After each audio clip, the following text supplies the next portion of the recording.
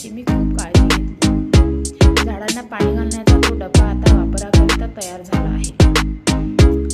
आता मी माझा जादूचा डबा कसा वापरतो हे पहा.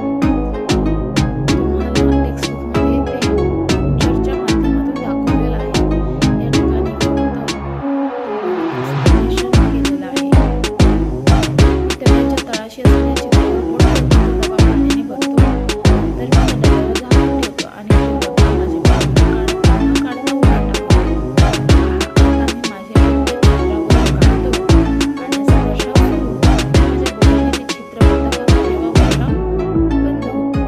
तुम्हाला ही जादू करायला आवडेल का? हवेच्या दाबामुळे पाणी डब्यातून खाली पडायला सुरुवात होते आणि ते थांबतेच ते सुद्धा हवेच्या दाबामुळेच. तो